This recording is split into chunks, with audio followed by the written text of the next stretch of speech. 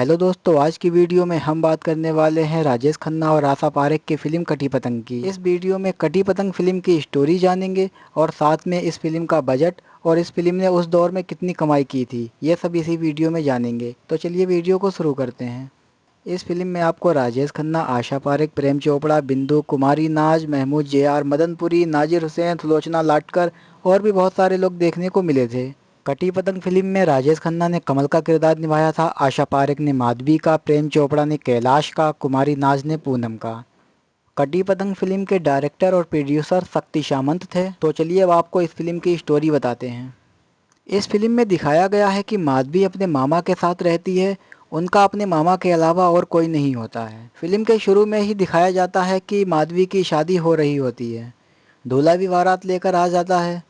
माधवी के साथ जो लोग होते हैं वो दूल्हा देखने के लिए चले जाते हैं। माधवी पहले से ही किसी और लड़के से प्यार करती है। जब वो देखती है अभी उसके पास कोई नहीं है, तो माधवी अपने प्रेमी का पत्र पढ़ती है। उसमें लिखा होता है, तुम आज पराई हो गई हो, लेकिन इतना सोच लेना, जो आज आप मंडप पे फेरे लोगी, उस मंडप पे मेरी चिता जल रही होगी। पूरा इमोशनल भरा पत्र होता है। पत्र पढ़ने के बाद माधवी शादी से भागने का फैसला करती है और वहाँ से भाग भी जाती है। उनके प्रेमी का नाम कैलाश होता है। जब माधवी शादी से भागकर कैलाश के पास पहुँचती है, वहाँ पहुँचकर देखती है कैलाश के साथ एक और लड़की है। ये सब देखकर उसके होश उड़ जाते हैं। उसको ये पता चल जाता है कि कैलाश की नज़र उसके मामा की दौलत पर है। माधवी सोचती है कैलाश मुझे इतने दिनों से धोखा दे रहा था। माधवी वापस अपने मामा के पास जाने का फैसला करती है। वापस जाकर वो देखती है कि उसके मामा ने अपमान से होकर आत्महत्या कर ली है। माधवी का मामा के अलावा और कोई नहीं था, इसलिए माधवी वो शहर ही छोड़ने का फैसला करती है। माधवी को स्टेशन पर उसकी बचपन की दोस्त पूनम मिलती है। पूनम का एक लड़का भी होता है जिसका नाम मुन्ना होता है। पूनम माधवी को बताती है, मैंने एक लड़के से शादी की थी। लड़के ने अपने घर वालों के खिलाफ शादी की थी। मेरा पति और मैं कभी शादी के बाद अपनी ससुराल नहीं गए। पूनम बताती है, कुछ दिन पहले एक दुर्घटना में मेरे पति का निधन हो गया है। मेरे पति के निधन के बाद मेरे सास ससुर ने मुझे खत भेजा है। वो लोग चाहते हैं कि मैं और मेरा मुन्ना अपने सास ससुर के साथ में रहे, इसलिए मैं और मुन्ना अपने सास ससुर के पास नैनीताल जा रहे हैं। पूनम माधवी को आगे बताती है, मैंने अपने सास ससुर को कभी नहीं देखा और ना ही मेरे सास ससुर ने मुझे कभी देखा है। माधवी भी अपनी कहानी पूनम को बता देती है। इसके बाद पूनम माधवी को बोलती है, अब तुम कहाँ जाओगी? जिसके जवाब में माधवी पूनम से कहती है, मुझे खुद नहीं पता अब मैं कहाँ जाऊँगी। इस पर पूनम माधवी से कहती है, आप मेरे साथ मेरी ससुराल चलो।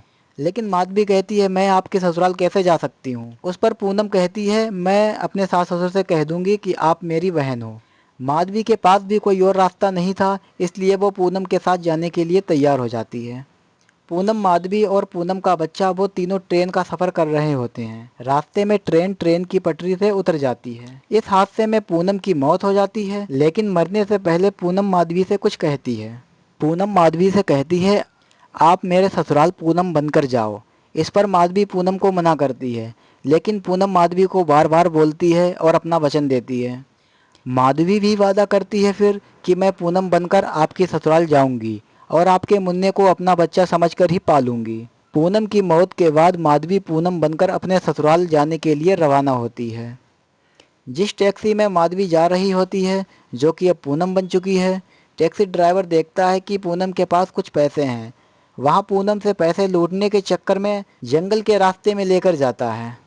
वहीं पर राजेश खन्ना की एंट्री होती है, जो कि कमल के किरदार में नजर आते हैं।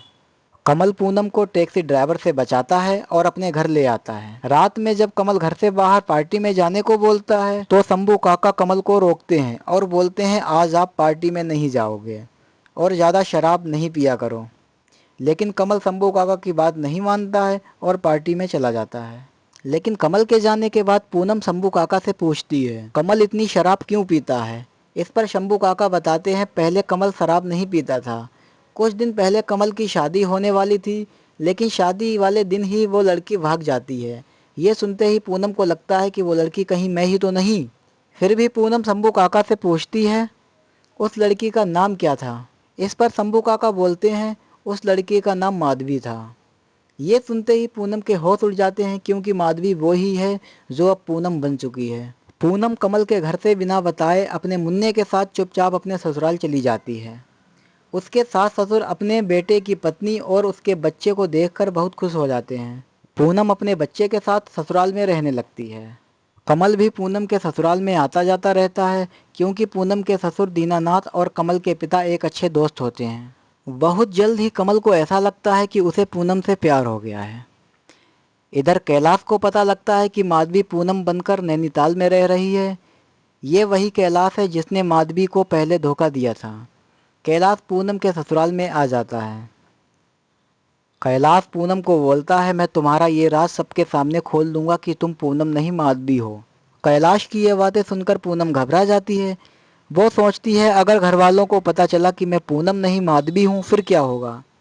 पूनम कैलाश को बोलती है, आप किसी को कुछ नहीं बताएंगे। कैलाश बोलता है, ठीक है मैं कुछ नहीं बताऊंगा, लेकिन इसकी कीमत होगी। पूनम कैलाश को फिर कुछ पैसे देती है और बोलती है यहाँ दोबारा नहीं आना। कैलाश पैसे लेकर चुपचाप चला जाता है। लेकिन जब पूनम को लगता है कैलाश अब उसको ज़्यादा परेशान कर रहा है, फिर पूनम कमल को एक पत्र लिखती है, क्योंकि पूनम भी मन ही मन में कमल से प्यार करने लगती है। पूनम पत्र में सारी सच्चाई लिखती है। पूनम के ससुराल में एक राम्या नाम की लड़की और उसका छोटा भाई सीतू काम करता है। पूनम अपना पत्र शीतू को देती है और बोलती है, आप ये पत्र कमर जी को दे देना। शीतू वो पत्र लेकर जाता है, लेकिन वो पत्र पूनम का ससुर सीतू से ले लेता है। जब वह पत्र पढ़ता है तो वह रोने लगता है। उसको पता चल जाता है कि पूनम उसकी बहू नहीं है, वो तो माधवी है। फिर पूनम का ससुर माधवी से सारी सच्चाई पूछता है। सच्चाई जानने के बाद पूनम के ससुर माधवी को स्वीकार कर लेते हैं। कुछ दिन के बाद कैलाश दूध में जहर मिला देता है, जिससे पूनम के ससुर की मौत हो जाती है।